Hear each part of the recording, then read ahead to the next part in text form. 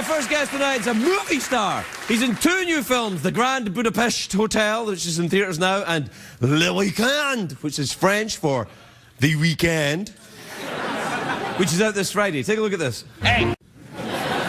Jeff Goldblum, everybody. Jeff Goldblum.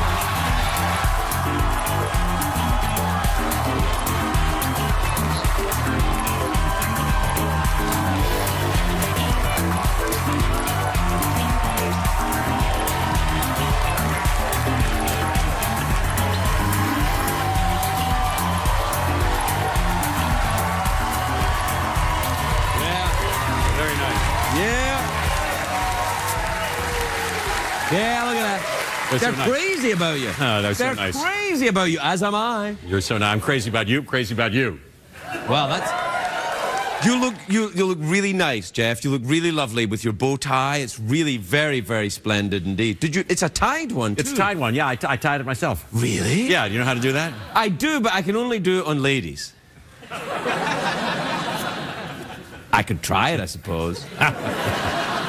You scallywag. Hey, how'd you like that clip? It was good. It was good. That was Jim Broadbent there. The great Jim Broadbent. The great Jim Broadbent and Lindsay Duncan. Yes. They're spectacular. And Le Weekend, go find it. It gets 10 Goldblums out of a possible 10 Goldblums. Whoa, that's the best you can... Do you have your own movie phone? No.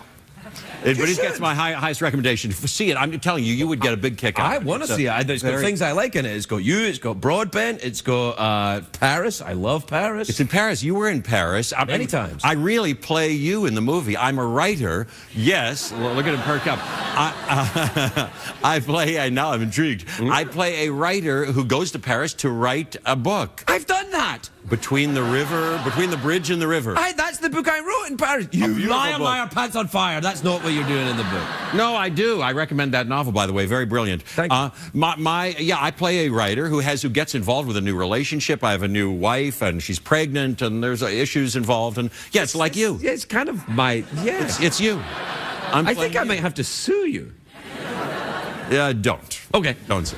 How are you otherwise? Very well. You must have been travelling a lot. You were at the Grand Budapest Hotel in Budapest? We weren't in Budapest. Oh, dear. No. You've been in Budapest? Yes, I have, actually, yes. Really? Have you? No, I never have. Oh, you must go. Really? Oh, it gets 10 Goldblums out of a possible 10 Goldblums.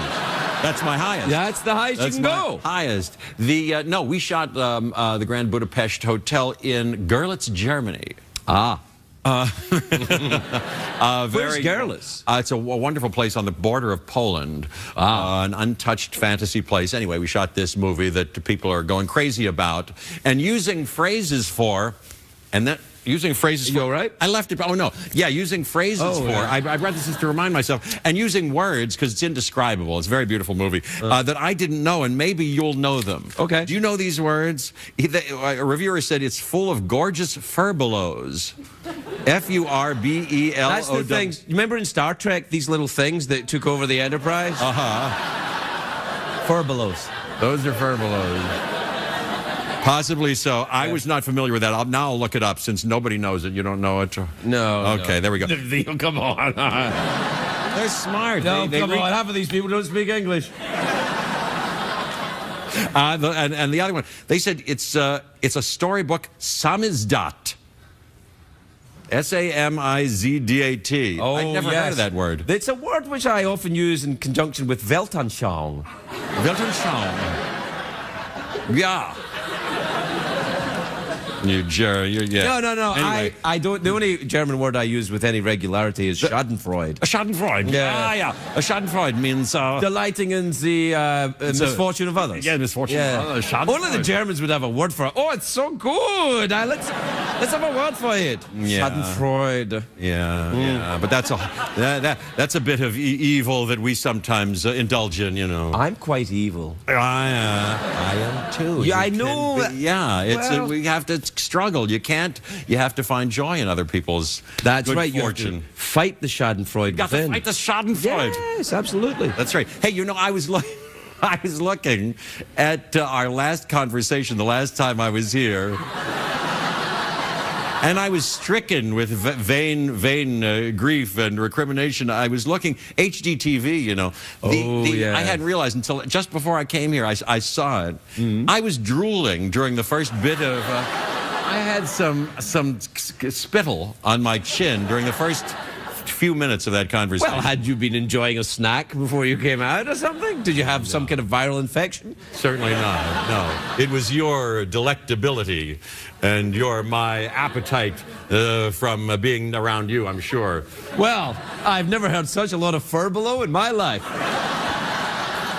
There you go. That's how we'll learn it. We'll just start using it. We'll start using it, however wrongly. I've started smoking a pipe. I see you have. Yeah, but only with no tobacco or crack in it, and when I am performing therapy on my guests, which I suspect you need. I certainly do, and I enjoy having you as a therapist. Go ahead. All right, you guide me. Tell me about your love of travel. What are you trying to escape from, Jeff? Interesting.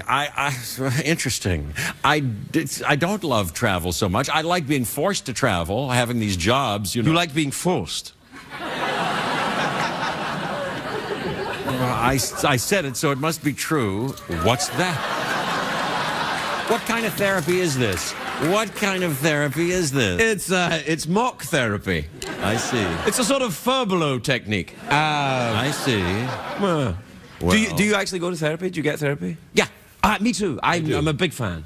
I like it. Yeah, I like it a lot. These days, although I just saw my therapist yesterday, a wonderful woman, in fact, and she's very good. But I see her these days, not regularly, but as needed. I see that. What? That's no good? You got to go regularly? Yeah, well, here's the problem. As needed would imply that you would decide when you need it, which I think is not really getting the perspective of someone else helping you along. You know? You think, oh, I think I need therapy. You probably needed it way before you thought it. You're probably right. Jeff, I don't want you to suffer. I think you're such a lovely man. I want to see you happy at all times. Thank you. Yes. Thank you. I am. Actually, our conversation yesterday put me at peace. Really? Yes, it did. Yes, it did. She's very accepting. That's what she does. She's, you know, I start to talk and I start to go, you know, I don't tell anybody else this. I won't tell anybody else this. That's a great thing about therapy, you know. You can tell them anything you like. Yeah. And I feel like she's, you know, non-judgmental. And then I found myself yesterday as I was talking going, so there I am. That's my situation. And I was considering it, and I realized it was all right to have this kind of difficulty. Well, anyway, absolutely, it was nice. Of course. We have to take a commercial break. That in no way is a judgment. Thank you. We'll be right back to Jeff Goldblum.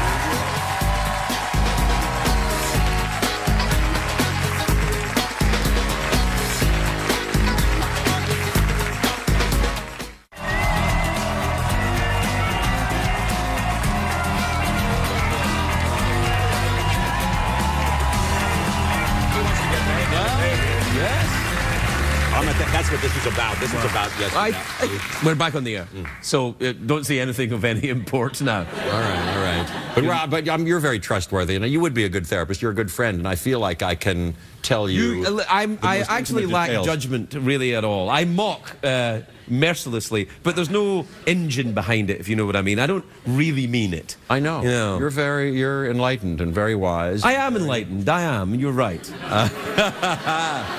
I am a little bit. I believe in the Enlightenment. I believe in knowledge. I believe in the searching mind, a curious mind and a sharp eye. Don't you, Jeff? I do. I sure do.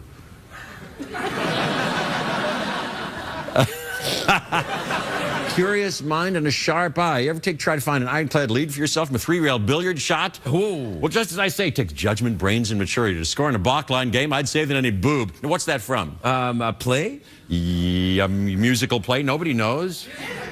Yes, that's correct. Well, so you set me off on it. Well, I did I? Yeah, a sharp eye, a keen hand, a cool eye. You ever take, that's how it says. You ever try to find an angle, leave yourself in a 3-wheel bullet jet? Monorail! Well, we're out of time, Jeff. No, I grieve.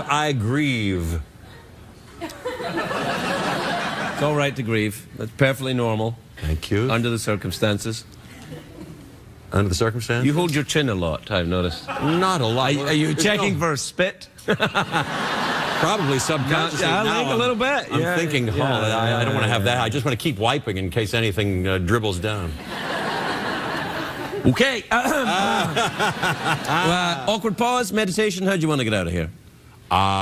It's meditation. You know what my meditation was today? I do it every day.